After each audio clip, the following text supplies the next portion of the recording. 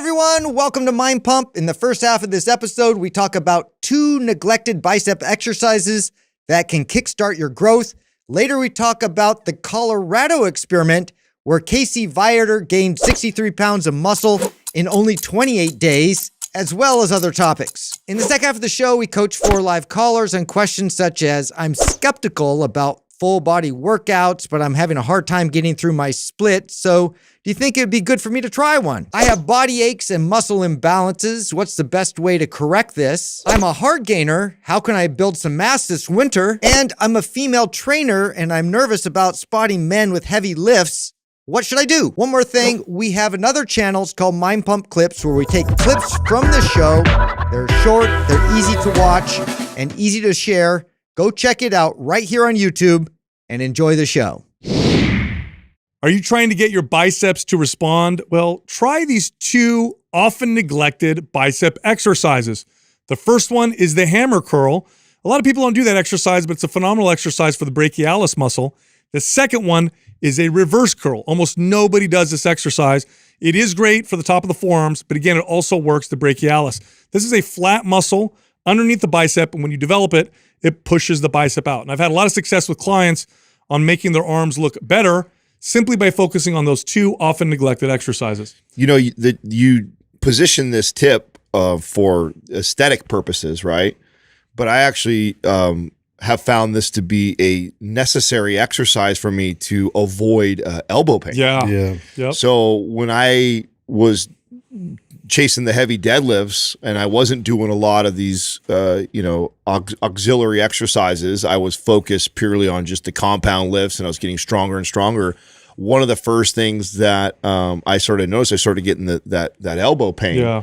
And of course, addressing it with some wrist and shoulder mobility started to alleviate. But then what kept it from coming back was actually incorporating the reverse curls or Zotman curls, hammer curls, was actually strengthening those muscles and taking them through full range of motion. Yeah, well, the 2 important things with biceps when you're looking at variety, one is elbow position, so elbow by my body, elbow in front of me, maybe even elbow up here. And the other one is hand position. The hand, supinating the hand and pronating the hand, the biceps involved in that.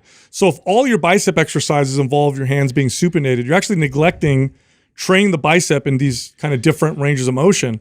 That's why throwing these exercises in often gets people's biceps to finally respond when they've hit a plateau. Yeah, I just know that you got to do this gradually. With the reverse curl, I remember that was one of those, like I was a bit overzealous getting back to doing them because it wasn't something that like I would just normally program in there. And oh man, I definitely strained my forearm flexor, and it was one of those things where it was definitely a body part that was neglected. You could tell because the strength wasn't there yet. And so like to build that gradually up was definitely something I had to take my time with. Yeah. But it's definitely highlighted the fact of how necessary it was for me to address. Yeah, I remember going through a period of really trying to get my hammer curl and reverse curl stronger, and it was mainly because of judo and jiu-jitsu, because a lot of the gripping, your hand is in this position. Yeah. And my arms grew. And my arms grew because those were exercises that I kind of neglected. So it wasn't like I trained my biceps more.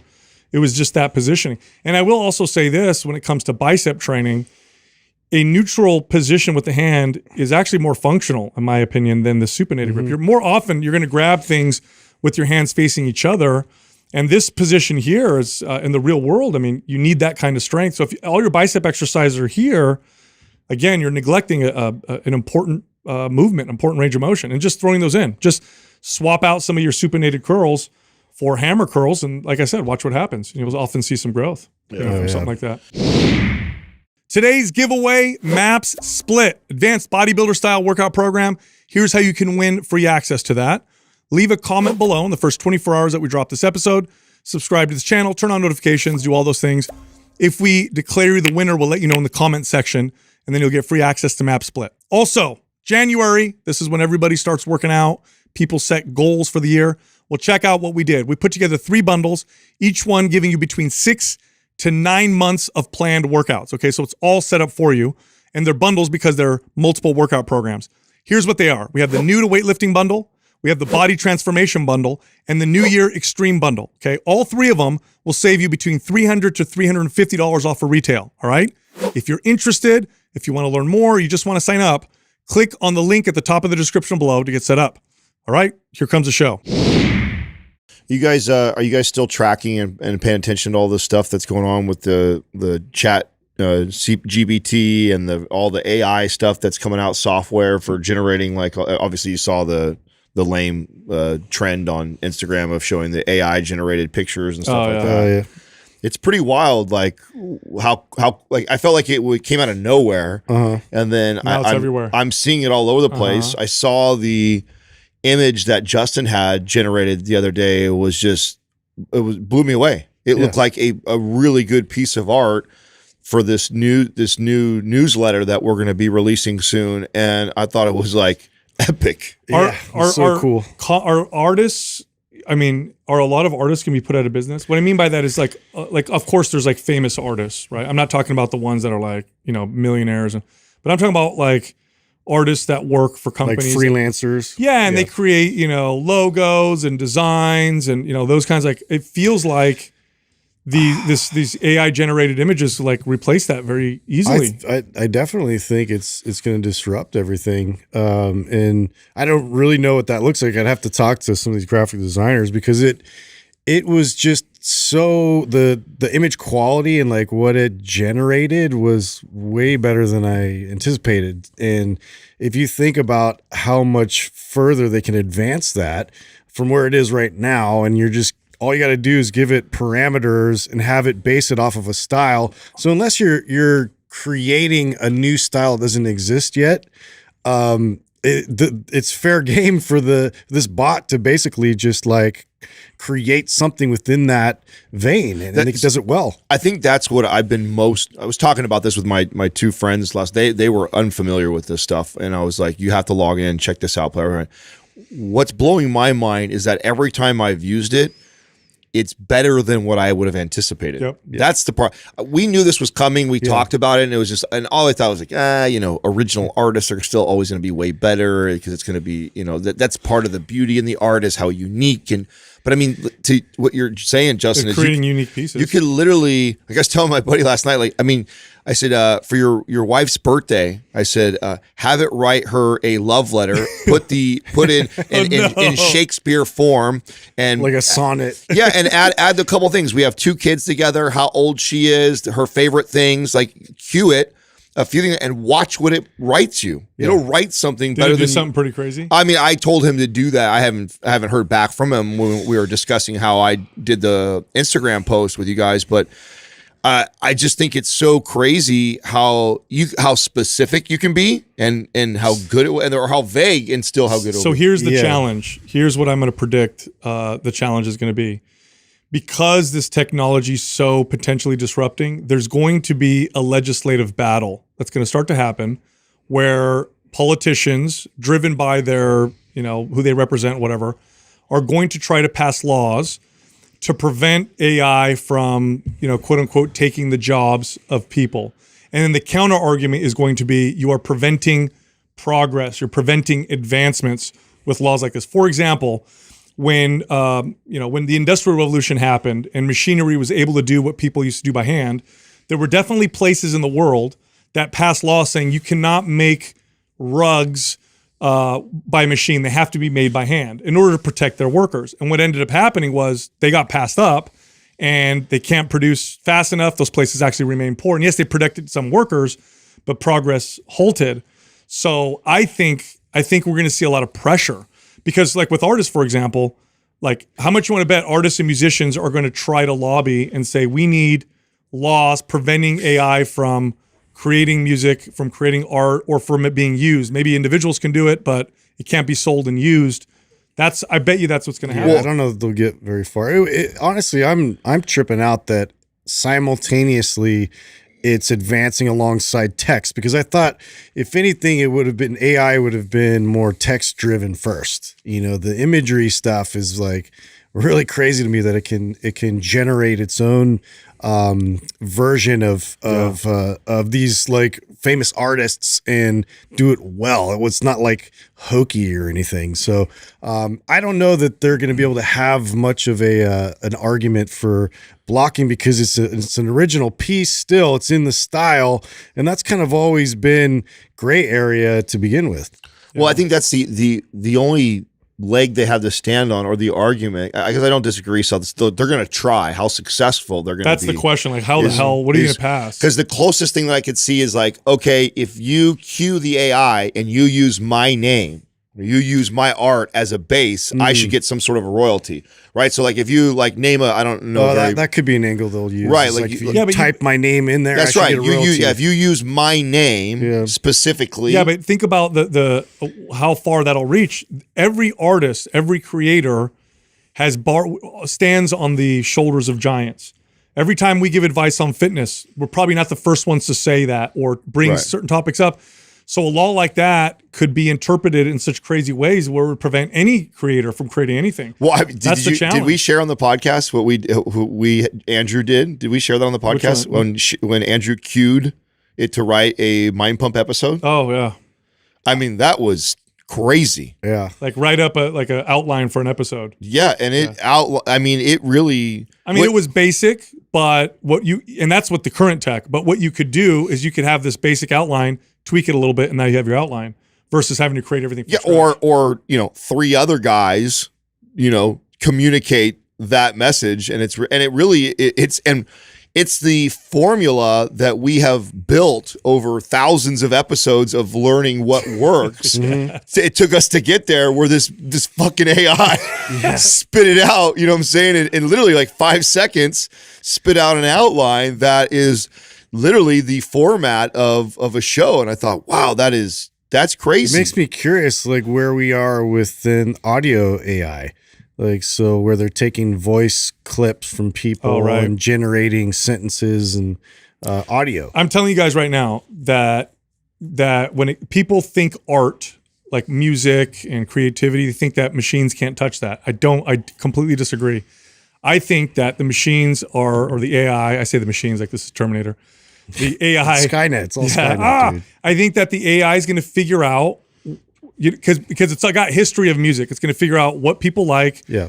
It might even be able to figure it out better and write a formula and create music that taps into. It will, because there's the book Hitmakers talks about this. I mean, most of the success in music, in movies, has a formula to it. It does, and that's why it resonates with us, is because there is a bit of it that we recognize and that we're drawn, like the hero's journey, right? Like that's a part of so many movies because it's a proven formula. We like it. We're drawn to that.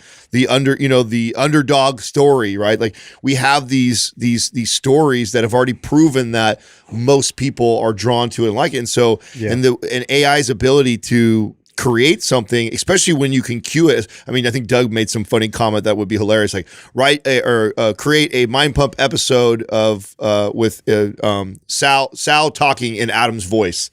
You know, how fucking funny would that be if it's, you're me communicating, but in your voice, or vice versa, but the way you would talk. And we have enough dialogue that's recorded that the AI can generate and spit off something that is. It's so obvious. It's going to happen. It's so obvious to me we're playing with fire right now because we don't know. Like for forever, we've been the smartest, creatures on this planet. In a very short, potentially very short period of time, we will be not the smartest, but we'll be surpassed by so much that we'll be like ants. That's literally what could potentially happen once these AI machines. I felt that. Okay, when I made that dumb little post, like I'm sure the average person sees that it's like no big deal to them. Okay, but I knew that I wanted to write something about our friendship and our partnership, right? Like our bond, and I wanted it to be somewhat meaningful. If I were to be completely honest, sit down and like put my thoughts on paper and then make sure grammatically it all aligns. I mean, that's a half hour for me, probably. Sure. Okay, give or take. That thing spit that off in 5 seconds. And not only did it spit it off in 5 seconds, but it was put together better than I think I could have put it together myself. Like that is crazy. Yeah. With my first attempt at something like that. And that's another thing too. We haven't even learned how to use the tool in an even more sophisticated way to make it even better. It's like, so the big oh my God, the big that's scary. scare, Right. Everybody's worried about this. The big scare is that AI at some point will somehow kill us or control us or what. I think that's not the worry. What I think the big worry is going to be that these AI whatever devices or whatever are going to get so smart and so good that we're going to be left with nothing to do. Yeah. That is a big deal. People don't realize this. They think that'll be paradise. Oh, we don't have to do anything. I don't think people realize That's dangerous. how dangerous that is for mankind. When all of our everything is done for us by machines that are extremely efficient, extremely productive, just inexpensive. This is why this conversation We're is going to so, revert back. this is why this conversation is so interesting to me, because I didn't really care about the Terminator theories and like all the crazy potential, even some when we joke back and forth about like the dishwashing and shit like that. To me, this what it's doing with copy and with art are two of the most applicable ways I can see this thing disrupting our society, like right away. Like, and I think the first time that I saw an example of this, it was really choppy and bad. I don't remember who I was listening to or who shared like an AI generated. Oh, bro! Like a year ago, AI generated a movie script and it was silly. That's right. That's what it was. That was a year ago, I think, or two. That was, and it was really ridiculous, right? Yeah. It was like it was because you fed it like all these different script examples, and then it just took the style of it and tried to like mash it all together, and it was all, everything was all over the place. You can tell. It didn't match up. Yeah, so that's my previous reference to this, and so what we've come from just then to now is mind-boggling to me, and to me is what is more likely. And I agree with you, Sal. What we're more likely to see is that this thing is going, and it's going to help. I mean, I already see how it's going to apply in our business. I mean, we have to write copy all the time. We have to create imagery all the time. If we could just plug in, create a logo that is stylistically like this, done like this, in these parameters, and it spits off something that is beautiful, and we don't have to pay an artist thousands of dollars to do that. I mean, that's a big deal. I think Justin's theory is right. He said that Satan is AI? That the Antichrist is AI. Yep. That it's going to solve all of our problems. It's going to give us everything that we want, and that's I feel like that was such a great theory. I don't want it to be true though. That's the thing. I was like, oh man, this lines up too much, because if you think about it, like, I just don't think it could be one world leader. Like, there's never going to be that kind of unification amongst all, people. Like, we just see how fractured we are, like everywhere, like all around the world. Like, we get moments of like some disaster we kind of pull together, but even now it's just been so fractured. So I see that being like the technology just coming in, and I'll take over this for you. I know this is hard. I'll just spit this for you with no effort, and it's just like, it'll make us feel like we're in control because it'll solve our problems for us. It'll solve all the world's problems. But like I said, we're going to be in a weird situation where we're going to get everything that we want. We're not going to feel a sense of meaning or danger or whatever. That's not a good place to be for human. It sounds like it is, but we need that. So it's going to be really weird. You see people struggle with just retirement. This is a big deal, by the way. When people retire, there's a lot of them are very challenged because they're like, okay, well, I don't work anymore. A lot of them get depressed or whatever. So what's that going to be like when we're not needed? What's going to pull you out of bed in the morning? Yeah. I mean, I think what Justin said is right. I think that we are going to start reverting back to our old way. I mean, we're going to see this cycle, I think. Yeah. I think we just happen to be living at an interesting time when we're actually going to see it kind of almost start over a little bit, where, I mean, and the example of that is what they're doing right now in the schools. Because teachers are having to combat this new technology. There's kids could so easily have a term paper written for them. The only way they can do that is handwrite it in person. I mean, let's talk like a utopian or more optimistic kind of outlook on this is maybe like the technology actually solves a lot of the bigger problems, right? Like all of the things, like in terms of like our interactions, like maybe like the friction between countries, like travel, like, and now we just focus on like, it's more like prairie living, you know, it's like we're back to like just handwriting everything.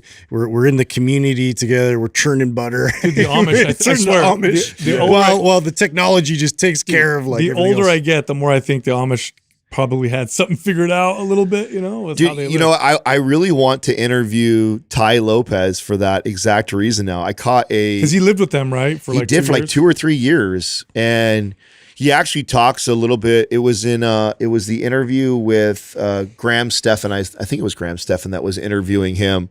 And I actually have never listened to Ty Lopez longer than a 90-second infomercial that you see him ever, because he's a massive internet marketer. Mm-hmm. And actually listening to him talk for like 10 minutes, I was interested. I was actually very interested in him and his kind of story. And he's got a really unique perspective of making tons and tons of money, and then also having lived with the Amish. And you hear him kind of compare that and say, I don't know if I'm happier now than I was when I lived with them. There's a lot of things that, when you get to kind of have the opportunity to live in both extremes, like I have, flying around private jets, having the fast cars, having all the money that could buy anything I want, and then also being so disconnected like they are from all the technology. Yeah. He's like, they were they're the happiest people I've ever met in my life. He's like, I've never, he was talking, and I guess there's statistics on this, on the Amish, as far as like stress, anger, depression, anxiety. Yeah. All really like low. Unbelievably low. He's like, it was so unheard of. He comes from a volatile family, I think is his backstory. And he's like, it's like unheard of to even raise your voice or to fight. He goes, and it's not like they don't have disagreements. They do. They handle it so different. Did you know that they are, I forgot what age, but they leave the Amish community? 15 that year. What's it called? I can't remember, but they leave and they live in the modern world. For like a year, right? The vast majority of them come back. Yeah. So they go out, live however, and the vast majority of them end up returning back home. I don't know, man. It's really strange. Well, I think, I've shared on this show before, like my experience of reaching the kind of financial goal I had. I mean, that was for 20 something years of my life, it's much of what I thought about of reaching this place. Rumspringa. And then Rumspringa is what it's called. Mm-hmm. And then I remember for like a year, I was numb to how I felt, because it was such a big goal to get to that place. You were just focused on it. Yeah, I was so focused on it. Then I get there, and then it was like, flying all over the place, the Vegas, the gambling, the whatever, right? So, and I did that for like a year, and it took at least which is interesting that they do that. I think it's a year that they do that. Like, and after that year or so of kind of doing everything that I wanted to, what a learning experience. I was so unhappy. Yeah. I was the most unhappy. Like, how wild is that? Like, not like I was kind of unhappy. I was like, if I remember a period in my life when I was the most unhealthy and I felt the worst about myself, it was when I reached the place that I thought I wanted to go so bad. Like, that's wild. It's an empty shell. Yeah, we need, human behavior. Here's what happens when you're left with, like, where you're not needed, in the sense that you don't have to work, you don't have to really have challenges. What you're left with is hedonism. Mm-hmm. And this is where people start to really indulge in hedonism. And that's a bottomless pit, and it ends really poorly. We see this with celebrities and people level, just unlimited access to money and sex and drugs and whatever, and what ends up happening to them. So I don't know what this is going to potentially, I think that's the danger, is my point though. I'm not necessarily thinking that the danger is we're going to have, AI machines, trying to kill us or attack us or anything like that. I think the danger is going to be, we're going to get everything we want, all this stuff that we want, all of our problems solved, work done for us, all this stuff done. And then we're going to be left with depression, anxiety, what's going on? We need more drugs. We need more of this. Why am I still, whatever? And what you say, Adam, about the plugged and unplugged, what I think that's going to look like is people who devote themselves to spirituality and people that continue down this path of hedonism. Because I can't think of another answer. Mm-hmm. If you don't have to work, if you don't have to challenge yourself, if everything's done for you, if you if you outsource your thinking, because you think about this right now, you need to learn how to write, learn how to do math, learn how to do stuff. But if in the future, like, what's the use of learning this stuff when it's outsourced and the answer is there for you? I think the answer is probably going to be like a spiritual practice. Otherwise, what? Like, what are you going to do? Yeah, I don't know. I mean, up until now, create a VR world where you plug yourself into a simulation and give yourself challenges. Maybe that's where we're at now. No, it's already happened. I mean, up until now, I didn't see this happening in our lifetime. I believed that we were heading in this direction, but up until now, I couldn't quite see how it was going to unfold. Where I feel like for the first time, I have what I think is a clear picture of like what it's going to start to look like, and it is in that direction of being unplugged.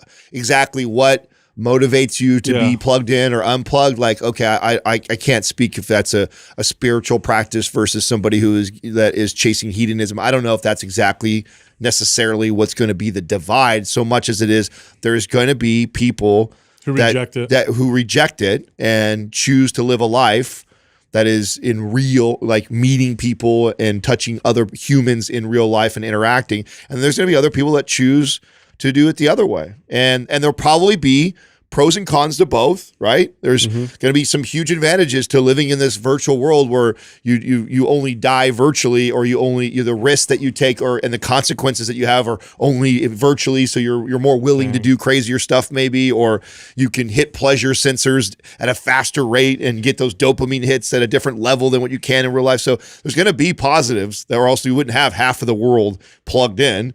But there's going to be the other half, I think. It's happening in our lifetime. Yeah. Oh, yeah. It's happening so I fast. believe that now. I didn't believe it before. I believed it was coming, but now I'm like, God damn, this is going to speed it up. I see like how there's way more people that are uncomfortable in their own skin, you know?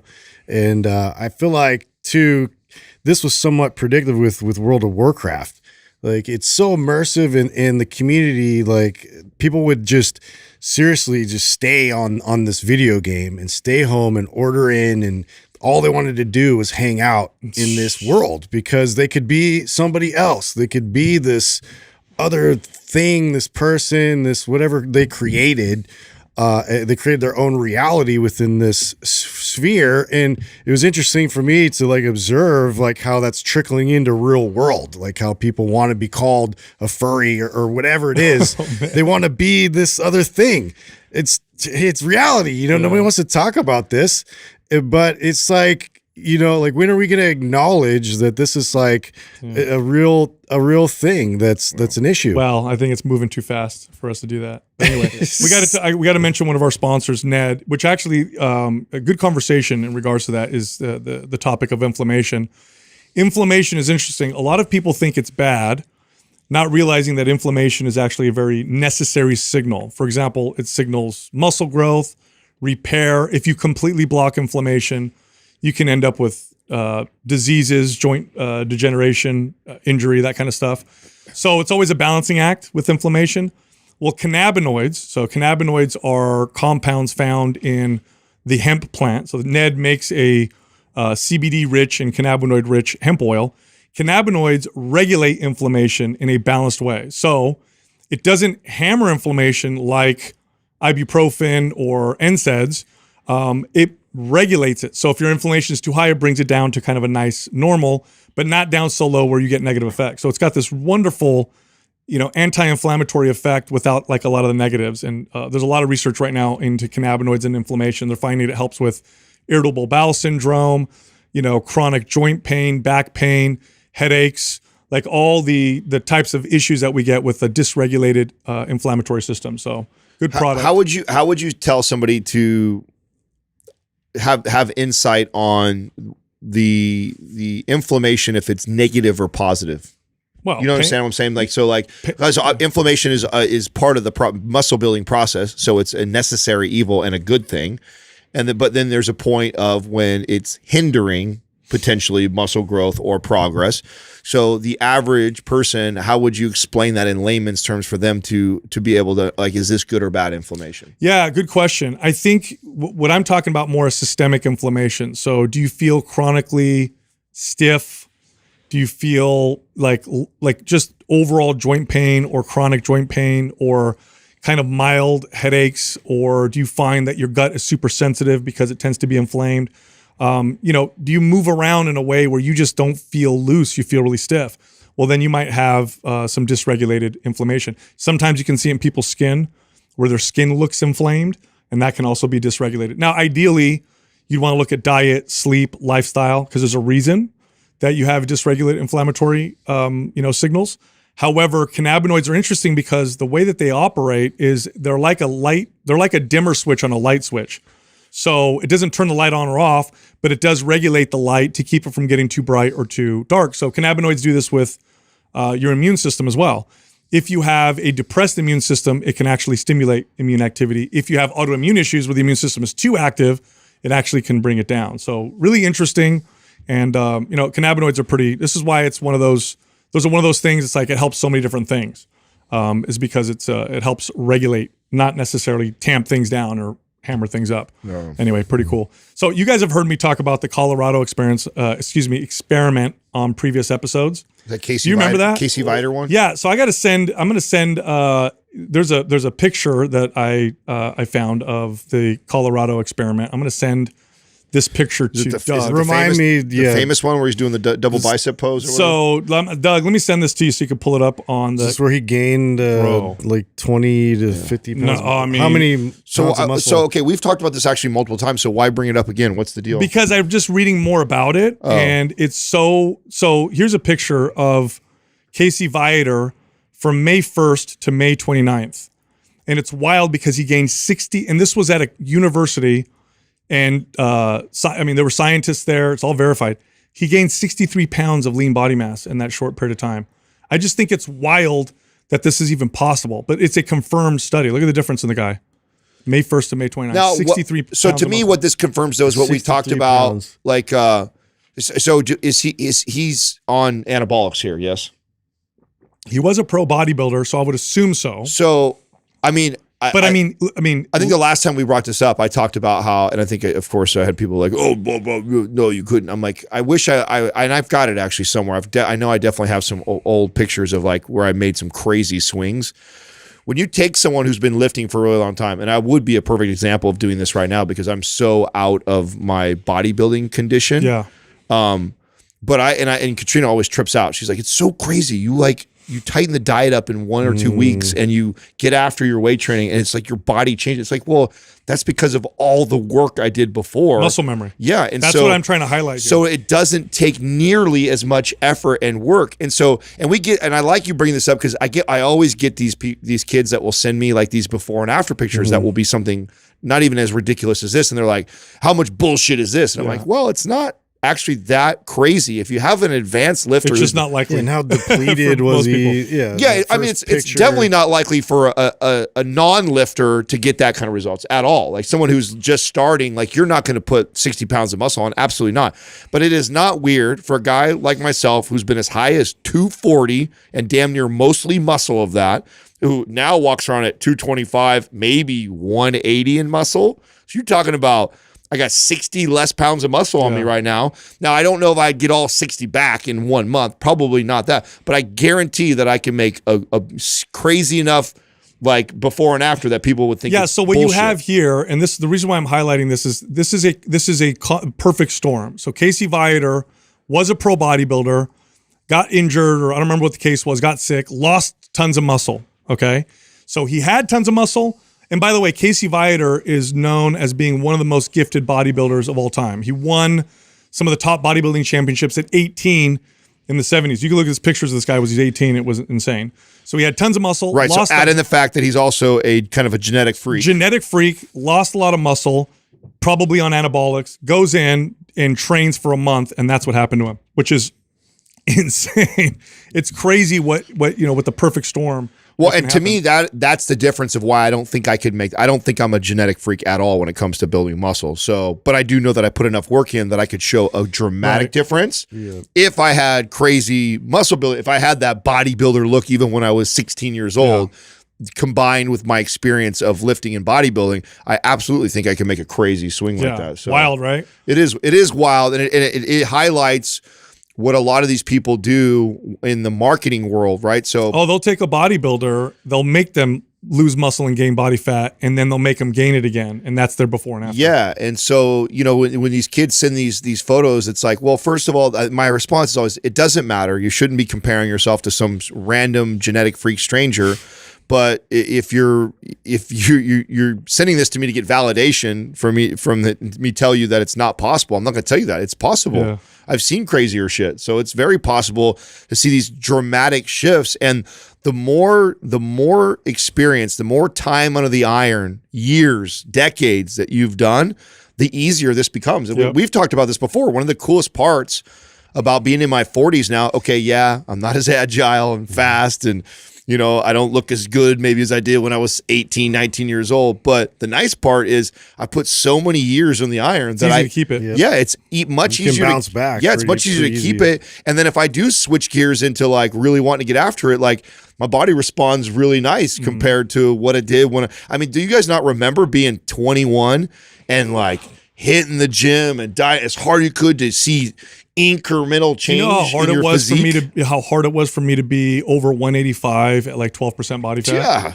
Now it's like that's what I would be if I stopped working out. I think is probably where I'd be. So it's not permanent, right? There's no such thing as permanent results. Pretty close. So for the young men and women that listen to this podcast, stay the course, man. And I tell you what, it's like investing. Yeah, the more time you put in, the easier it gets. You start investing young and putting a little bit away and being consistent. And you know what? You may not be a millionaire in a year or two, but give it time. And I don't care what you do for a profession. If you were consistent with being disciplined like that and saving, it's the same thing with like building muscle and building a physique.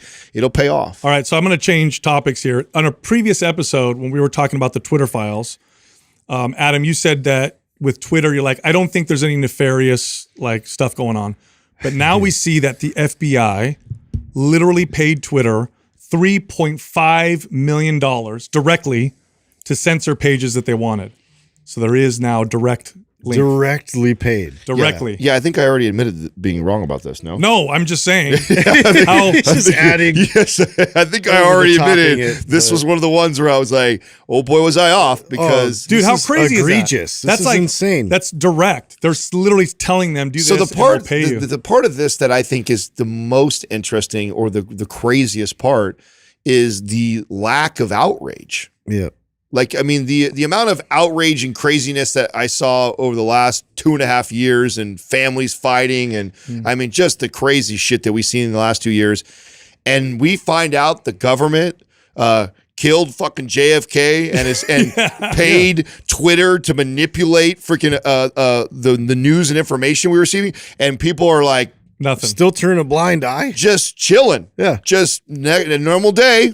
Is it okay? What the fuck? So is this more on the sort of, my team kind of got what it wanted out of this, and so if they did kind of bend the rules a little, that it's whatever it is, it's par for the course. It goes both ways. That's what you have to be careful when you're, of course, quote unquote, your guy is in power doing things. Always ask yourself, how would I feel if the other side... If you just switch it out. Because the next day. Whatever they get away with now is what they'll get away with tomorrow. And people are in and out of office. People are in and out of power. That's so weird to me to feel scary. that way, because even if my guy won from the cheating, I still would be like, this is crazy. Yeah, this is crazy. This is dangerous that they have that kind of control and power, and that we're okay with it. Like that. It's wild to me, dude. And I'm definitely not a Trump, supporter, fan, whatever, but like to him to be able to, he had to go through trials to prove the fact that he wasn't colluding with people and, all of this stuff, and gets absolved of all that. But like, this is like deliberate. Yeah. This is proven factual data. Yeah. We'll see what happens with it. I'm wondering what's going to happen with it. Or is both sides playing like, yeah, whatever, because they both use this. You know what I mean? They both do this and they both play this game. So I'm wondering if that's why nobody's really hammering it. I mean, I think you're right. I think that there's, I mean, both camps are guilty like they both of this. have their things that they do. And But I mean, I just feel like this is the wrong thing. The thing to be outraged is that it's that's capable. just happening. Who cares, left, right? Yeah. You know what I'm saying? That who did it more, who did it less? Like, I don't even care about that. It's the fact that government. We cannot have this. And by the way, if you don't, and for sure, I mean, I was somebody who didn't believe it. If they did it to Twitter, they did it to Facebook, they did it to all of them. YouTube, they did it to all of them. Yeah, why would they just do Twitter? Yeah, no, they did it to all of them. Yeah, Like they ain't opening up their books. Yeah. For you to come in and look at, who's the benefactors. Yeah, man. Wild. So it's so crazy to me. Are you? By the way, have you? I heard that Twitter usage by real people is up. Yeah, it is. And subscribers is up. Yeah, it is. That? Oh wow. Yeah, it is. Yeah, it's getting more popular. It's getting more popular, and they're doing more. I mean, they're doing this with less people. Remember, they laid off a lot of people, so more with less. Almost half the staff. With no? this, which Well, is we knew that. That's sort of his pedigree, right? Like he's done that to so many businesses before. So you know when I shared that OpenAI post, the Instagram, the AI generated post, I had a couple DMs from people telling me that Elon is responsible for the software that originally created Really? that. Did you know any of that? Can you do a little digging for me? I haven't even had a chance. So fact check Is me. he an alien? That was actually the comment the person said afterwards. Because he started out at PayPal, right? And so that was like, I mean, it's just like so much he's been involved in. I know that obviously software engineers and people around him. But yeah, supposedly he's responsible for some of the code that helped kick this off in this direction. By the way, did you guys see who responded? So you saw his poll, right? Should I step down as CEO and have somebody replace? And they said yes. So the poll voted yes. Yeah. Did you see who responded to that? Do you remember the dude Snoop on Dogg? No. Oh, you mean the dude from MySpace? Yeah. Tom? That was Tom. a real tweet. The real guy who founded MySpace. I saw that. Was it real? Yeah, it was real. He posted a picture of himself, Bro. the one at the desk. Bro, where can I he's just like, say The something? famous one where he's like this. Like if Tom, who doesn't love Tom? if the inventor of MySpace ends up running Twitter, bro, Tom never I'm done. fucked with us. no, like he let us do our thing. yeah, he's just like, here's a thing for you guys to hang out. Yeah. And then there was no strings. And then he got muscled out. Whatever happened to him? I don't know, but he commented under it. He says, "I'll take the job." So I'm like, "Holy shit!" I want to know where he's at, or He's what hella old now, right? He's got to be old now. Somebody's got to resurrect MySpace, I feel, Isn't it still? Doesn't it still exist? I don't think. I so. think think so. it does, I think you can go on it. How You you guys look? Are might you have I finding tried it anything, because I had my old band on there and I tried to like get some of our songs. Sal's a better Googler when it comes Files. to this stuff. Yeah, I'm just Google it, digging Sal. into it. I mean, you get into these You're a better articles. Googler. So OpenAI Yeah. is artificial intelligence research laboratory based up in, I believe, San Francisco. It was founded in 2015 by Sam Altman, Elon Musk, and Wow. others. Wow. So he is involved. I don't know to what extent. I mean, I didn't know he was even involved. So Stop doing shit, Elon. Jesus Christ. That's what I had help actually himself. multiple people He's a robot. after I did that. They DM me He's an personally alien, and dude. said that, and it wasn't just one person. So that's why I thought maybe this is true, that he had a hand in the code that wrote the original OpenAI stuff. Well, speaking of super smart, I just learned about, and I'm going to maybe try this peptide called dihexa. Have you guys heard of this? No, tell Okay, me. so I think I have. do you guys know what BDNF? You've heard me talk about brain-derived neurotropic. It's like Miracle-Gro for the brain. Apparently, this peptide dihexa is like 10 times more powerful than BDNF for the brain. So using this peptide dramatically increases neural connections, brain cell growth, brain repair. This is like the limitless peptide. They call it that. Yeah. They Do call they it really? that. That's what they call it. So, I mean, I've been reading about I've never tried So it. glad you're willing to be the guinea pig. Oh, I'm so 100%. I want to get. I know that one actually though. I'm like, dude, anything and everything, to Bro, help my I am brain. down to try I need whatever, as long as I'm being monitored or whatever. But here's this is what it says: the possible benefits: improvement in critical thinking, production of dopamine and noradrenaline, mental stamina, enhanced articulation, improved circulation, accelerated wound healing. I mean, increased muscle growth. Accelerated wound healing. Sold. Yeah. So who knows? I mean, Interesting. I may when you starting it? I don't know. They're gonna send it to me. Can you? Can we make it a thing for you to give the audience and us a 100%. weekly or biweekly update on what? So this is from our partners at mphormones.com. And if you can go on there and fill out a form and, see if you can try peptides or whatever. And they do hormone replacement therapy too. But now I may take it and not feel good, right? I may not want more dopamine and noradrenaline. It might make me feel shitty or whatever. Yeah. So we'll see. But from what I've heard from people who take it, they're like, dude, I'm sharp.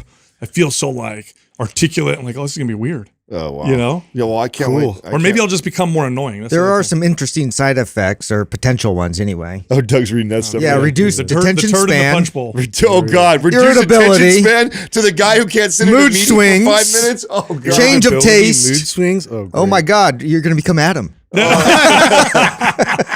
Worse, Adam who can't sit in a meeting for 5 minutes. Well, you get the worst traits of us both. Okay, now this makes me nervous.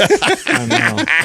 So, well, I'll know, right? The worst traits of me and Sal? I'll know because you God. fuckers won't let me get away. Tell me. Sal, stop taking that shit. Yeah. Oh yeah, no, I'll be the first to tell that's you the for dopamine. So more dopamine can cause that. However, with people with attention deficit disorder, listen to him selling it. Then this is him selling more his own dopamine is shit, a good right? thing. I'm just hey, I haven't even tried it yet. Yeah. All I know is somebody's got to be the experimental. All I know is I'm going to try it. No, I'm glad you're willing to be the guinea pig. So I can't wait. I can't wait to hear how everything goes down. So we'll see. I got some other cool science. Did you know they're connecting obesity to hair loss? What? That becoming obese actually can contribute to hair loss in people. So I didn't know that. What? Why? Has to do with the stem cells. You're not getting lack of nutrients. Right? It's has nothing to do with that. There's no depletion. Obesity accelerates calories. health. Okay, here we go. Obesity accelerates hair thinning by stem cell centric converging mechanisms. Do you guys know what that means? Yeah, something to do with the flux capacitor. Yes, exactly. That's what I was thinking. I don't know what that means either. I guess stem cell inflammatory signals are induced by obesity, which then represses organ regeneration signals. So it slows down because hair has to regenerate, right? It has to the stem cells have to regenerate and continue to grow hair. Because you're so fat, you can't do it. Well, I mean, that's one way to put it. Has a hard time squeezing through the skull. Or no, that's some science there. Hey, have you ever seen that before? Have you ever seen like strange? I want that written out in a PowerPoint, like Adam's just teaching people that. He draws a picture. Listen, your skull's so fat, we can't get the hair follicles can't get through. We gotta get leaner, bro. Your hair can't get through all that fat. Oh man! You ever meet somebody though? Kind of makes sense. I got a fat face, bro. Dude, you ever meet people though with like where they store body fat like in strange places? Like there was this guy. They used to have this guy that worked for me, and I swear the back of his head was like he had a nice thick like a little like a hot dog package in the back of his head. And he wasn't he wasn't super overweight, but he had like he stored like what's the evolutionary benefit of that? I don't know. You know what I mean? I guess if he falls another back, place to store it. You know, he's all good. One of you brought up, I think it was you, Sal, who brought up all the NFT lawsuits that are going on. Yeah, there's a bunch of lawsuits going on. Is it okay? So what's the latest on that? Because I haven't seen anything pop up since you said that, and I'm super curious. It was the freaking Bored Ape one, right? It is. So Madonna, Jimmy Fallon are included in this. But Steph Curry, because he was a big proponent of that. So there's this class action lawsuit basically saying, so you also have Steph Curry, Tom Brady, and more. There's a class action lawsuit filed in federal court that is targeting these people over pushing the Bored Ape Yacht Club. In other words, I think the lawsuit is saying that they came out to pump it and then dump it. It's like pump and dump with stocks. Poor Tom Brady, dude. I know. What a year for that guy. He's not had a good year. What a rough year for that. I mean, you lose $600 million to the freaking SBX thing or whatever like that. You lose a wife. You're having the worst football season of your career, and now they're going to sue you on top of that. His contract. He just lost to the Niners. Man, mopped the field with him. Poor guy. I don't know, man. All I remember suicide watch. All I remember is 2 years ago. People talking about NFTs like they were just like, this is how you make money. Quiet. I know. Quiet right now. I feel so. It is so quiet on Crypto bros on the not Instagrams. You don't see no. You ever seen that one meme? It's like, how crypto bros before, and they got like a BMW steering wheel or whatever, and then after, and they're like holding onto the bus seat handle in the front of the bus. Yeah. My favorite is I posted this one, the one that was like it was like the guy was driving some beat up car, and then he had like it was a cut out of a paper like Mercedes NFTs symbol. Oh, it's The NFT Mercedes there. or Yeah, whatever? and then it was like a coffee cup that had Starbucks on there. It was like all fake and made. Yeah, so sad.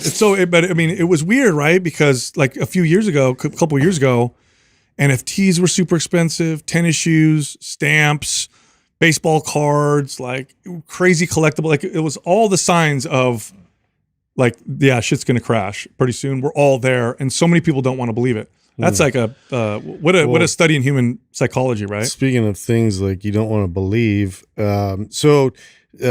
Michael Jackson was like one of my favorites of all time, right? And like I didn't even want to watch that documentary with everything where they're all coming out and talking about, tough to watch when you're a fan. It's terrible, right? Because like he was one of the greatest of all time. But I heard this theory recently that like was just interesting and compelling enough to be like, I wonder if that's true.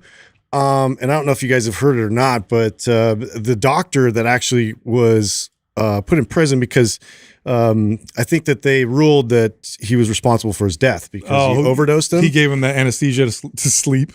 Yeah, to sleep indefinitely. He was saying that his father at a young age of like 12 wanted to keep his voice like high and all that, like he was going through changes, and chemically castrated him basically by giving him all these like hormones and like overdosed him with like the hormone, and so that way like basically it, I don't know, like this is all total speculation because you know how they used to do that for like choir singer boys. Il castrato. That's where the word that's a castrate. thing. Mm-hmm. They used to do this in I don't know. Look up il castrato, Doug. Castrato. What? So it's spelled away.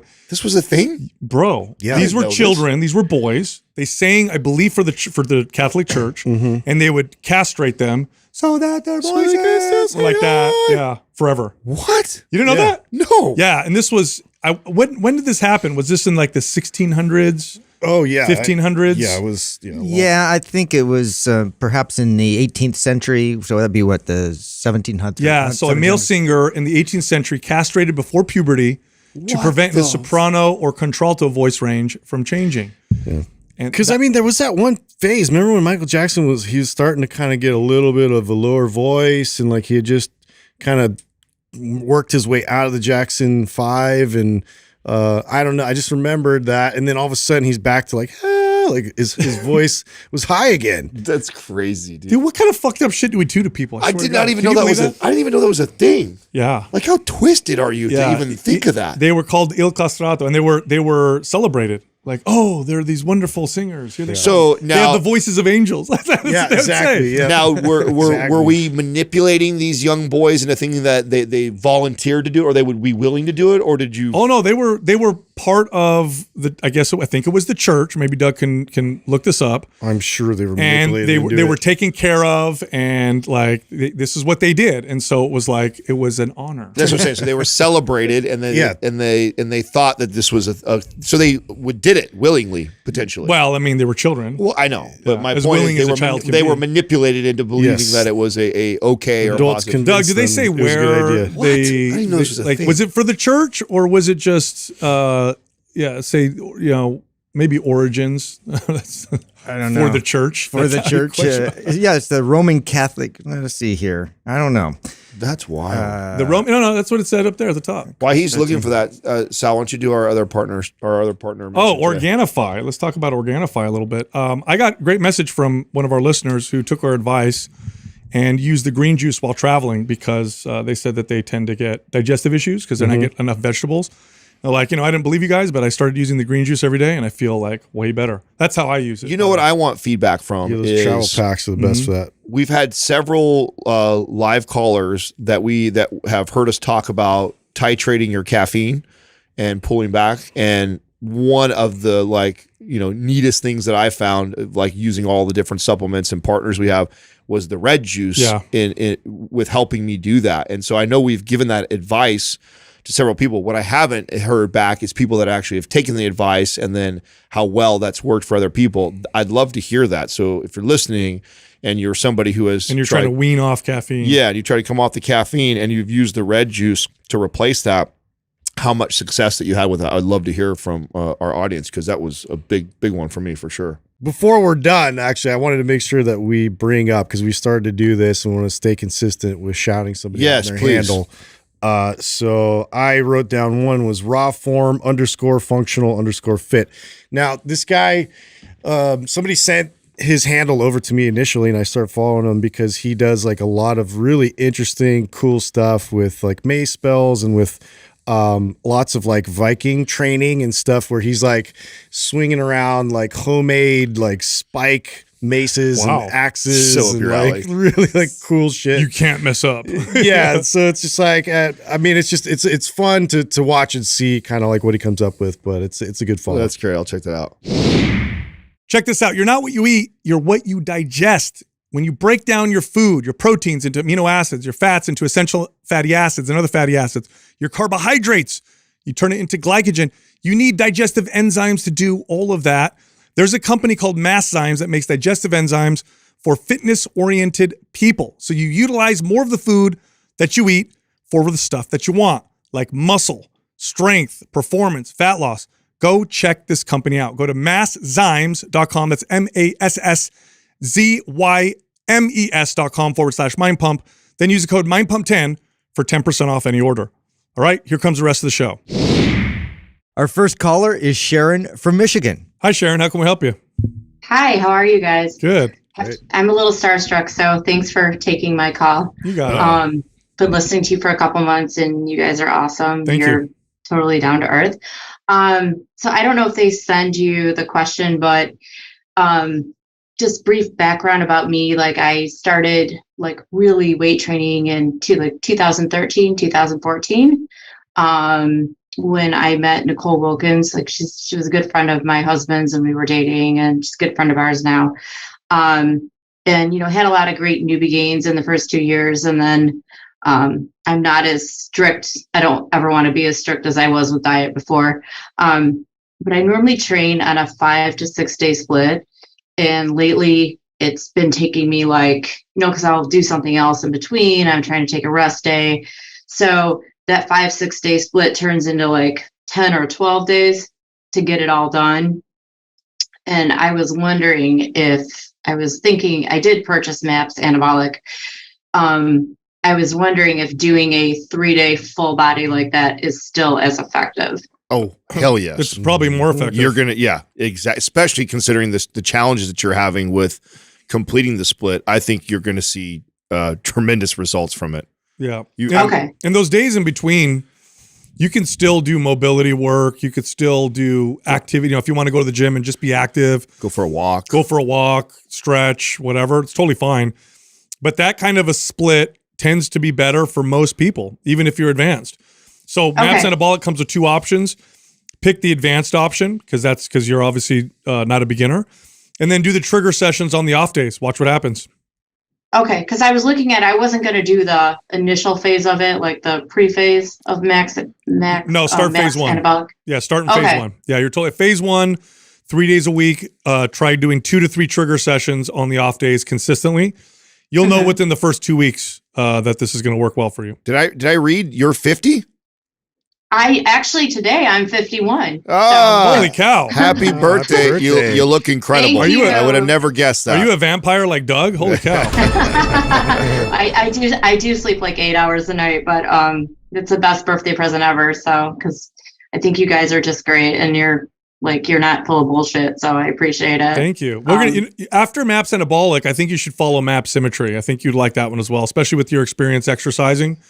Yeah, the single joint, the unilateral type exercises, it'll really balance your body out and sculpt your body, especially after MAPS Anabolic. So we'll make sure that you follow Symmetry afterwards. I'll send that over to you. Thank you. You got it. Thank you. All right. So you think I can still build muscle with anabolic? You are going to be blown away. You're going to blow. You're going to. Have you ever trained in the 1 to 5 rep range for a few weeks? You ever train like just for pure strength? I have with shoulders, because I always want bigger shoulders. Yeah. You're going to love this program. Yeah. Phase one in particular is going to blow you away.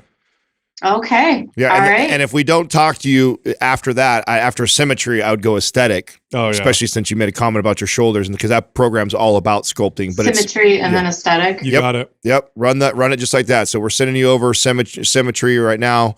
And then your anabolic thought process is right on point. Yep. So you're right. So do anabolic, do symmetry, and then if you follow up anything after that, follow it with aesthetic. And I think the full body training is going to do you well. Game changer. Yep. Okay. Well, I'm excited to try it. And thank you guys and have a Merry Christmas. Yes. You too. Happy birthday, Sharon. Thank you, Sharon. Thank you. Thank you. Bye-bye. Bye-bye.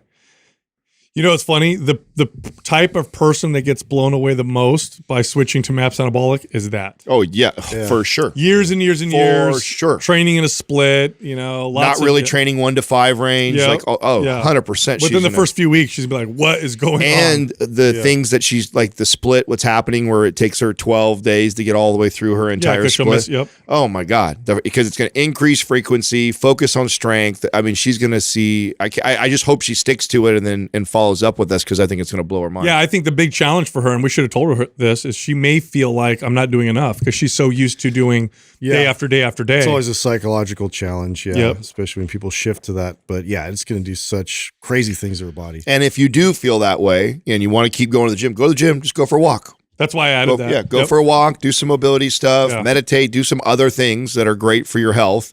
But trust the process. You stick to the program, follow anabolic all the way through. I promise that you'll be happy. Our next caller is Owen from Alabama. Oh, and what's happening, man? How can we help you? Hey guys, first of all, really appreciate you taking my call. I've been a Mind Pump listener now for about 2 months, relatively new, and just can't even express how much I've learned and appreciated what you guys have done. So just want to express my gratitude for that. Thanks, awesome, man. Thank you. Welcome to the party. So a little bit about me, just to sort of frame my question and some perspective. I'm 24 years old. I'm currently getting my PhD right now in mathematics.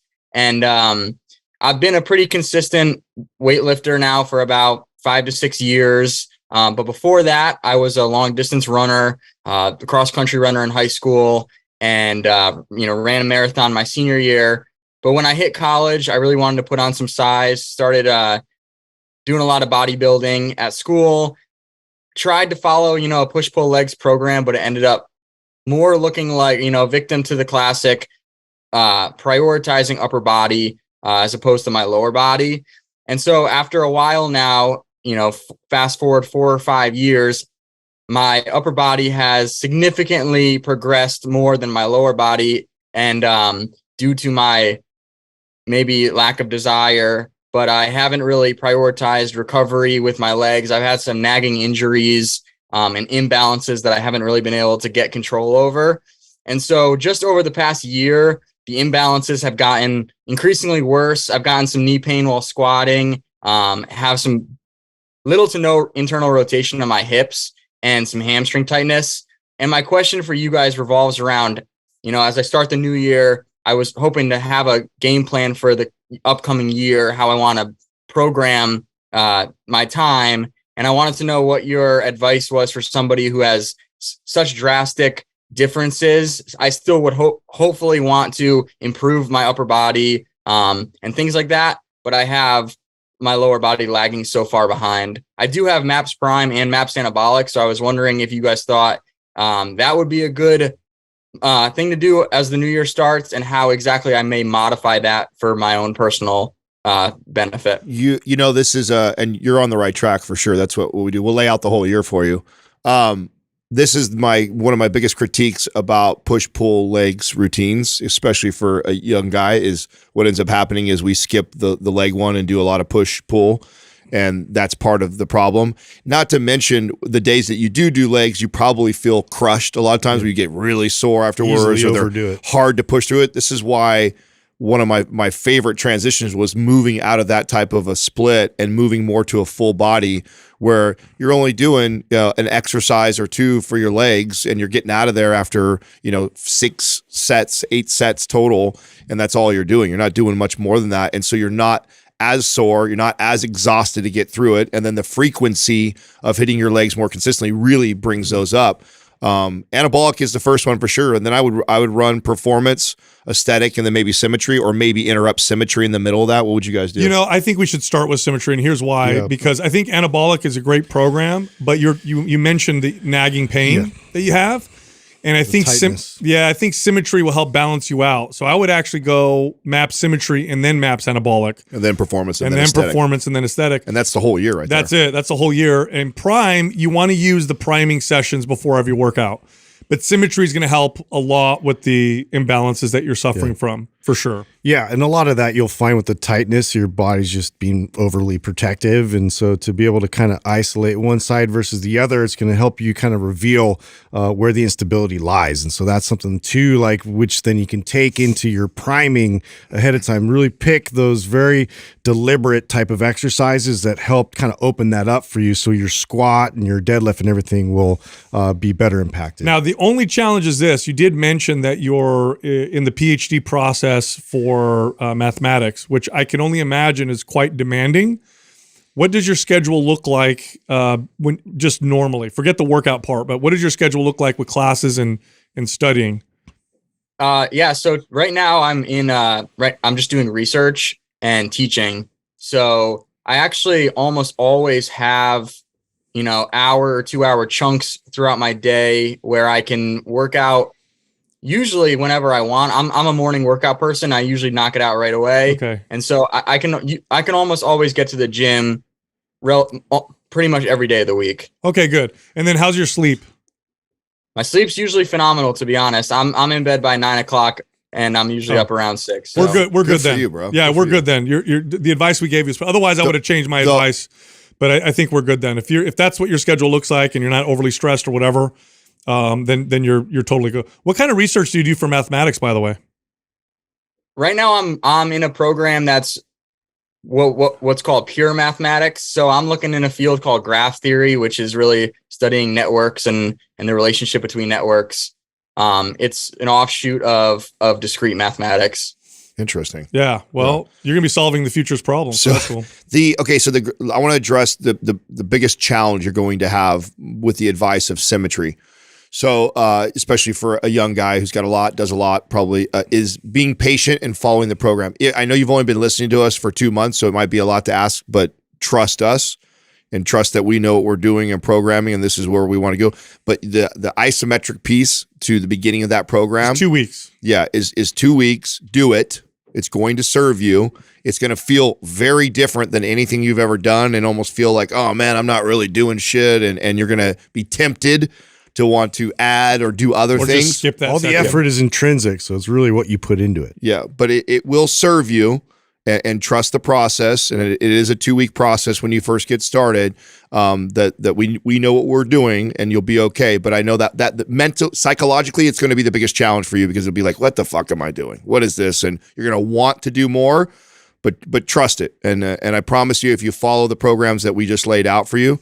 Did you say you're sending him over symmetry? Symmetry, yeah. And he's already got. I think you already have anabolic, right? Yeah, I have anabolic and split. Okay. Yeah. Okay. So so after symmetry, go anabolic, then performance, then aesthetic, and you'll Perfect. be set. Yep. If I was to come across during the program halfway through or something like that, knee pain while squatting or something like that, do you recommend any way to modify it so that way it doesn't feel like, all right, well, there goes the first month of my year, start over? Well, with symmetry, that shouldn't be an issue. But if you do find some pain in symmetry, slow down, go lighter, and modify your technique so that your knee doesn't hurt. But definitely slow down and go lighter. And with symmetry, that shouldn't be an issue. Yeah. Start with the weaker side, and then copy your weaker side with your stronger side, so that you don't do more reps with the stronger side. You could also extend the time length of doing symmetry. Run it again if it's an issue that needs to be tackled, and maybe avoid the 5x5 portion, the phase 4. If you are kind of like dealing with that instability and pain.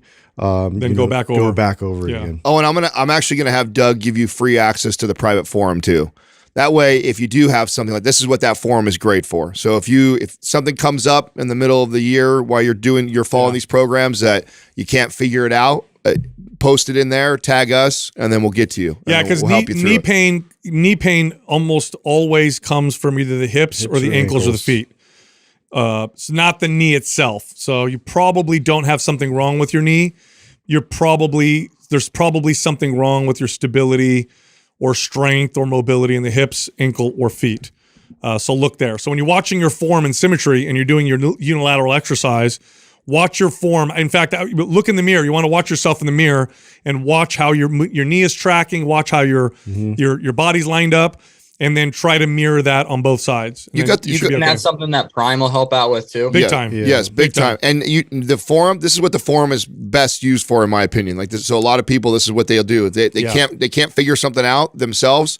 They post a video of them doing their squat or their deadlift or whatever it is that we're trying to address, and like, hey, I'm having knee pain. Here's my squat. Can you guys help me out? And we will be able to see from the way you squat what's probably going on, and then be able to direct you on what to do. And just as much as you can, like movements like the 90-90 where we're addressing that internal rotation, like to be able to do that while you're watching TV and just make it like a frequent ritual. You're just constantly doing it. It doesn't, stress out the body in any means. It's just something that you're now like reprogramming the way that your body's going to stabilize. Yeah. So keep doing that as much as possible.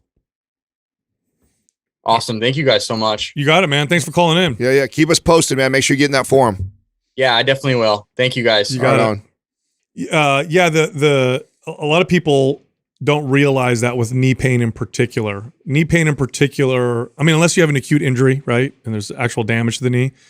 It's almost always 85+%. It's foot, ankle, or hip. Knee and elbow are like that. Both knee and elbow are those areas where people are like, God damn, it's not the elbow, it's not the knee, it's the joints that are closest to it, right? So it's either your ankle or in this case, and your one hips. thing, this is for people listening, if you're doing a movement and it hurts and you can't kind of figure out why, go lighter, then slow the rep down, and then as you're doing the rep, see if you can adjust your form with micro adjustments so it doesn't hurt, and that'll tell you quite a bit. So like if I'm doing a squat and I notice a little bit of pain in my knee and I go way lighter, and then I'm going down and I go, wait a minute, if I push my knees out a little bit, oh, the pain is gone now. Okay, now I see what I need to do. Or I need to get my foot and grip the floor a little bit. Or maybe I need to sit back a little more, or whatever, right? These little micro adjustments will tell you quite a bit. That's why I say go lighter and slow down, because then you can adjust your form and technique to where it doesn't hurt, and then that tells you something. Mm-hmm. Our next caller is Justin from Missouri. Justin, what's happening? How can we help you? Hey, what's up, guys? What's up, man? Hey, I appreciate you taking the time to hear me out and hopefully offer some advice. So my question is kind of about bulking. I have always been on the leaner side and a hard gainer, as you guys say. I've been training or lifting weights for probably over 20 years now with the athletic background. About 6'3", just a hair over 200 pounds right now. Pretty lean. I don't know the exact body fat percentage, but I stay pretty lean. Right now, I'm in a bulk. I think I'm in a bulk at 4,000 calories. I've been in that bulk for about 4 weeks now with really no weight gain. I try to get all my macros and with whole foods mostly. So right now, my macros are kind of at about 230 grams of protein a day, 130 grams of fat, and 400 plus grams of carbs. And like I said, the weight isn't really going up. I'm getting a bit stronger, but nothing crazy. So I'm just kind of wondering where to go from here. If you have any advice. Yeah. Well, do you see his notes? So you kind of have more background too on what he's been. So he comes from a bro split type of training. He found us, then switched to an upper lower split. It sounds like you end up splitting up anabolic and stretching it out. What sport were you? What sport did you play a lot of? I was a basketball guy, so I appreciate all Adam's Warriors love and insight. Well, so here's the other. Okay, here now this might sound, I guess, unmotivating, but you say 6'1", and how much was your body weight? I'm about 6'3", and I'm just over 200. Over 200, and you're pretty lean. Yeah, you're where I want to be. And you've been working out for a long time. Okay, so like every additional pound of muscle is gonna be really hard. You've been training a long time. You've hit a pretty. I mean, that 200 pounds lean at your height. You're eating 4,000 calories, so it is going to be challenging to get any further. So even small increases in strength are going to be big wins. Mm-hmm. Now the challenge is, especially with people with athletic mindsets, is we tend to not move fast enough. So you'll see some gains, like, God, I want to move even faster. But at your level, and how old are you, by the way? I'll be 39 this month. And you've been working out for a long time. I mean, you're starting to hit the point now where every added pound of muscle and every 10 pounds on the bar is going to take a lot longer, and it's going to be really difficult. Like if I add 10 pounds to my max lift now in a year, I'm like ecstatic. Whereas, 15 years ago, I could add 10 pounds to a lift in a week, no problem. Okay, so advice now. I think changing up your workouts, phasing your session, your rep ranges, and bumping your calories more is going to give you a little bit more of what you're looking for. That's kind of tough considering you're already eating 4,000 calories a day. So one way you could do this is you could just add liquid calories to each of your meals. So like dairy, you could add glasses of milk to that. That's an extra 300 calories right there. You could add protein shakes. You could even add things that are a little bit more palatable because it is difficult to go above 4,000 calories. So things like fruit juices and even the occasional, quote unquote junk food. This is where that becomes valuable because, I know what it feels like to eat 4,000 calories over 200 grams of protein. Like it's hard, especially to do it on a consistent basis. I want to speculate a little bit here. Any chance, okay, tell me, are you more likely the person when you train in the gym for your hour, are you more likely to get after it and crush it and break a good sweat? Or are you more likely to cruise and kind of have like an easier lifting day? What do you gravitate towards more? Yeah, more likely the first. I try to get after it and do things the right way. So I actually think that you doing your best to follow MAPS Anabolic to the 3-day lifting routine and sticking to that and not lifting 6 days a week is going to serve you. Because what I think you're doing is 6 days of probably pretty intense lifting for an hour. And I think your body is going to respond better with less. And I would go as far to even consider MAPS 15 as a routine for a while for you to interrupt how you currently, I might even make, if you were my client, I might even make you do that for the program and then bring you back to anabolic. And then when we come back to anabolic, I'd be like, all right, here's the deal. You got the hour to get this in and train, and then that's it. We're not going to do extra days of lifting. And I think that the scaling back is actually going to help you build. Yeah, if do the trigger sessions. Oh, go ahead, Justin. Oh, I was just wondering, like step count wise, like are you still playing basketball? Are you doing a lot of like cardiovascular on top of all this? No, I really don't do any cardio. Usually on my like rest days, I'll do some active rest and just walk for a little bit or something, but I don't run or do anything crazy. And then I gave up basketball because it was just injury after injury at this point in my life. Yeah. I go MAPS Anabolic to do the 3-day version and then do the trigger sessions. Be religious about the trigger sessions. A lot of people don't realize how big of a difference the 2 to 3 trigger sessions a day on the off days make, especially with somebody who's advanced. Go easy on them, though. No, you're just getting a pump. Don't treat it like an athlete. You're just getting a pump. I made that mistake, so yeah, that's definitely something that can happen. Yeah, and you bring the bands to school. That off IR, you said you teach at a middle school. You can have your bands in the office, and then when you get a chance, do like a 10-minute pumping session on a few body parts, and that's all you're aiming for. And then the 3 days a week you go in the gym, follow the program, and it works great for most people. It works really great for people who've been working out for a long time as they start to approach their 40s. As they start to approach their 40s, dropping the volume makes a big difference. Yes. Your body's hyper responsive in the sense that you've been training for so long. Your body really, you're probably overdoing it a little bit. This just happened to me recently. I've been doing this forever, and I have a freaking fitness podcast, and this happened to me. I dropped the volume, and boom, I hit a PR on my deadlift that I'd never hit before in my entire life. So give that a try. So would you say, and I'm just like trying to find out more in terms of like what you've done over these 20 years of training, like where have you lived the most? Has it been mainly in the splits and like hypertrophy style, or have you gone, through a block of just, pure power lifts, or are you doing functional training? Like where do you tend to like reside?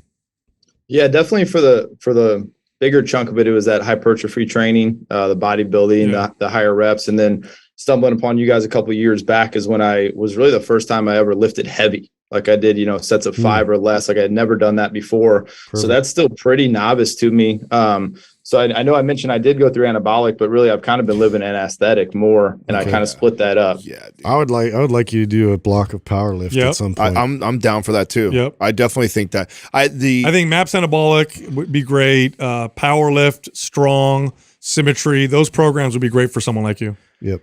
Less is going to be more, dude. I really do feel that. Like, that's why I was almost leaning towards like making you go through like a MAPS 15, which would probably feel like torture for someone like you. Yeah. But I just, it would be more to get the message across to you. Like, look at bro, look at how much we reduced. And look what happened. And look what happened. Like that, it wouldn't be like, I think it's necessarily the best program for you. It would be more like a lesson I'm trying to teach you is like, look how much I'm scaling back on how much you're doing and look how good you feel. Look how strong you feel. Yep. So we need to find somewhere in the middle.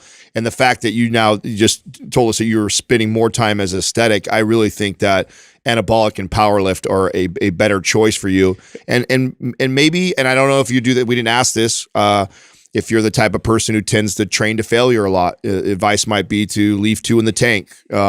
I think that you're at a place where you're moving enough, you have a fast enough metabolism, you're lean enough, you already have enough 4,000 calories, you need that or above just to see any sort of gains. And so things that are going to help you is reducing the intensity, reducing the volume.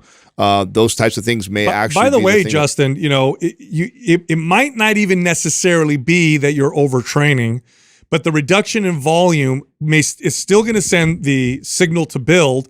You're just not going to burn as many calories. So now that 4,000 calories now becomes a surplus. So sometimes that's all it is as well. So because what I don't want is for you to think, well, I don't feel overtrained. Like I feel like I get through the workouts. I feel like I'm not super sore. Sometimes it's like, man, I'm eating 4,000 calories. I'm just doing too much. You cut it down a little bit. You're still sending it's easier to build. That's right. You're still sending a very effective muscle building signal. Which that's part of why I was leaning towards the MAPS 15 is like, I think if I just cut back on the intense activity that he's doing, I think the extra calories right away will potentially go to building versus you're just constantly burning all those calories. So we'll send you already have MAPS Anabolic. We'll send you MAPS 15. The advanced version would be appropriate for you.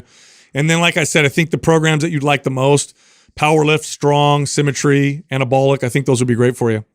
Okay, yeah, I was thinking about Symmetry, so that's good to hear. Cool, awesome. You got it, man. Thanks for calling in. Awesome, thank you guys. You got it. All right. Appreciate it. I really want people to understand that programs like MAPS Aesthetic, because MAPS Aesthetic is a high volume program. Right. It's not meant for people to live in it. MAPS Aesthetic is for people who've got good experience, good sleep, good recovery. They do 3 months of it and then they move out of it. It was inspired by me peaking for bodybuilding. Yes, you can't do that much volume. Most people will not be able to get away with that much volume year round. It's just too much. Live in the gym. It is. You got to bring it down. You got to bring it back. You got to give yourself times of deloading. By the way, studies show that people, especially experienced people, where they build muscle is during the deload phase. Yeah. That's where the muscle That's starts why to I pack on the think body. this is why I think he's gonna. I think following either a 15 or sticking to anabolic the way it's written or power lift suggestion, though that type of programming for him is going to his body's going to respond. Bro, to it. I went down to a MAPS 15 protocol. And I hit a PR at 43 years old. And the previous time I hit that a number that was even close, I was in my early 30s. And it was because I reduced the volume. And by the way, that's it sounds like we're selling or pitching MAPS 15. It's not that MAPS 15 was so magical. It was just a indicator that you were doing too much. That's right. And by scaling back like that, look how the body responded. Our next caller is Amanda from California. Amanda, how's it going? How can we help you? Hi. Hey. I'm a little starstruck just because I find athletes more admirable than I guess like actors. And I've been listening to you guys for 6 months, and you're from NorCal, which is dope. Yeah. I was just gonna ask you. You have the Giants jersey you're rocking, and you're in the LA area, huh? I didn't even realize that. Yeah. My question's pretty simple. So I'm a female trainer naturally, and I have a few gentlemen who I train, and we go pretty heavy on the bench press. And they're being very receptive to my programming. Obviously, they're getting stronger. So me spotting now is getting a little bit to be like nerve wracking. I'm like, I don't know who's more nervous, like him underneath the weight or me trying to figure out. Yeah. So like last one, he was only 230, but I'm $120, 5'10", but I was like holding like a monkey grip. And any tips or I can ask. And the thing is, sometimes it's at a gym or it's at his home. So, yeah, great question. Yeah, we haven't talked about this much. Yeah. So number one, if you're, and you know this, right? If you're appropriately adding load, then the kind of help that they'll need may very minimal. Yeah, it may translate to like 10, 15 pounds of you lifting. Now the question is, what if there's a major issue, right? Like what if, like what if something rare happens, like his pec tears or something like that? You're both fucked. Yeah. In that case, it's kind of push it away from his neck. There's no nice way to put that. You're both fucked. Here's what you do. It's a bad day at the gym. Here's what you do is Justin said it. You support the weight so it doesn't roll back on his neck. Have him hold it on his chest if he can. Then get to one side of the bar and let him know the bar is gonna drop on one side. Unload the weight, let the bar flip out, and you saved him. But that's very rare. It's very rare that someone has a catastrophic injury where it's like that's it. Like you need to lift all the weight. Like I've actually never seen that happen. I know it happens, but I've never seen it happen. I would also encourage these guys, and I know how much us guys like to do this shit. I would actually try and encourage them to not max out that often. It should be a rare occasion. Yeah. We've only done it twice. And okay. Yeah. Okay. Cool. Do you have access? Do they have safety bars? The benches you're using, do they have safeties that you can use? Yeah. Is that? They have arms underneath. Yes. If they have a good bench. Oh, like the racks? Correct. Yeah. I haven't done it there yet, but that's actually a good idea. That's the move, is to actually do it in a squat rack and put the bench and set it up on the squat rack, put the safety bars like for squatting where the bench would go, so it's like right where it would be catch right at his throat. That's the place that, I mean, that's the only time I would have a client that I felt like I wasn't secure enough to help with it. Like if they were lifting a lot of weight, I'm like, man, if something happens, I would use safeties in a power cage or squat rack, and some benches even come with them. Yeah. And then you're set. If he drops the weight, the safeties catch it, and then all you got to do is have him slide out and you unload the. It's intimidating, but to Sal's earlier point, it's really like a 10 to 15 pound difference that you're kind of covering. If he's choosing appropriate weight for himself and he's not like way overshooting. So, but yeah, it can get like it's pretty sketchy, thinking that you're going to lift the whole thing. My first time like spotting, so I'm just trying to like figure out like, okay, so if I hold monkey and if he goes like one side or the other, then I could just flip it this way or then flip it that way. Just make sure you have good posture, obviously, as you're leaning over. On that note too, though, I'm so dumb for not even thinking of that. That's why. Yeah, that's the easy fix. And another tip when it comes to spotting, and I know some knucklehead guys are not fans of this, but I always correct them when they act like this, where they don't want you to touch the bar until they need the help. I think that's terrible. That's terrible. You want to keep the bar moving. You want to keep the bar moving. And so when I'm spotting, so let's say we put weight on the bar that I know Sal can't get, 6 of these things. Maybe he can get like 3 on his own, but we're going for 6. So you're talking like 700-800 pounds. Yeah. So I actually am spotting him with my index fingers right out the gate. So even at 1 rep, when he doesn't even need me, I'm actually riding the weight so I can feel the momentum if it's slowing down, and I'm just giving. And if you do a really good job of spotting from right out the gates, you barely have to add anything. Where you get in trouble is standing back, letting them go to failure, and then now they're stuck, and then now the two of you together trying, then you're kind of fucked. Yeah. So ride the weight early, ride the weight right out the gates. And if they try and tell you don't, you're the trainers, tell them fuck off. This is the better way to train. You do not want to get stuck, and then I help you. That's how you get hurt. And then if you've ever failed, you know that once you fail, like your power output drops 50%. Yeah, and then everything else kicks in, and that's where injury happens. Yeah. And so, but I know some, bros in the gym, they want to. Oh, I got it. It's like the cardinal rule. Yeah, it's most of my teenagers too. Yeah, I'm like, okay, buddy, I can humble you real quick. One, and 2, I always have fingertips. Yes. And especially when they get the one arm versus the other kind of coming up really quickly. Yeah, so instability in left side. It's not even worth it. Yeah, because then you might get the weight to shift on you, create a whole nother problem. But I will say this too, there's a lot of fear. People have a lot of fear with the bench press that if they fail, oh my God, or whatever. I have failed with a barbell and the bench press so many times, and there is a technique to getting out from under it. Yeah, literally, it's on my chest. I roll it down to my waist. I sit up, and then I can get out of the way. And I've done it so many times. Smashes your goods, but hey, it's all part of the thing. But I'm here, and I have more kids. Than your brains. Yeah, exactly. But the move is the squat rack, like we said. To be safe, I think that if you got that option, that covers you, so you don't got to do any of that crazy shit. And then my advice would be just to always be spotting early so you're not caught up waiting. You know, and then, now Amanda, as a trainer, do you have Prime and Prime Pro? If you don't, I'll send you those because I think those are very valuable for trainers. I don't know. Okay. I'll send those over. I'll send those over to you before Adam gets really angry. Yeah, she's only been listening for 3 months. She gets a pass. Okay. I said 6. Oh, you said okay. Well, then now you don't get a pass. Now he's fuming. Now he's angry. Now I'm mad. No. Jeez. Yeah. And if you haven't watched the free webinars, I mean, we're sending you the programs for free. But if you haven't watched the free webinars that we've done on Prime and Prime Pro as a coach and a trainer, so valuable, extremely valuable. So, and I've been trying to come up to some of your live stuff because my family still lives up there, and I always would want to see. Are you guys going to do any other live? Well, I'll tell you what, you're a trainer and a coach and you have family up here. The next time that you are coming up here, email the email that you emailed in. Email the email that you emailed in. Does that make sense? Yeah, email the email that you emailed in on already and let us know that you're in town and you can come watch. We can have you watch. Yeah, have you watch a live recording and say hi. Rad, thank you. You got it. All right, Amanda. Thank you. Amazing. Thanks, guys. You got it. Yeah, safeties. Duh. Yeah. I thought she was already if you're that worried about it. I thought she was already using those, and she was just that's the simple. That's a simple. Yeah, I mean, you don't need a spotter if you're doing that if you're on your own. That's what you do is you use the 100%. safeties, and you're totally fine. A good spotter though, man. People don't know that. Fingers.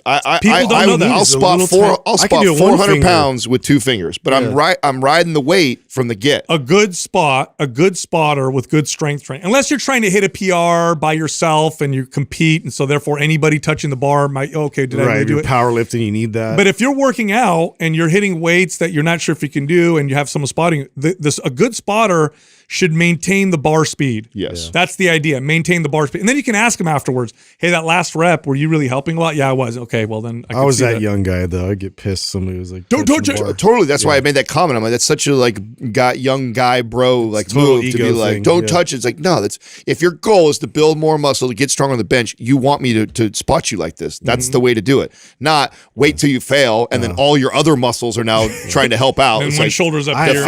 I never use spotters now. Like if I can't do it, I can't do it. Yeah. Yep. Look, if you like Mind Pump, head over to mindpumpfree.com and check out our guides. We have guides that can help you with almost any health or fitness goal. And again, they're all free.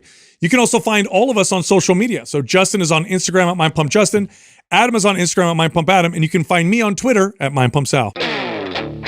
Today, we're going to teach you everything you need to know to build a strong, well-developed chest. When I think of weak points and areas that I struggled with developing for a really long time, chest was up there with the it was for me. It was for me for sure. I got more caught up in the weight I could lift versus how I was developing my body. I think it's one of the most challenging muscles to develop for most people because the form and technique.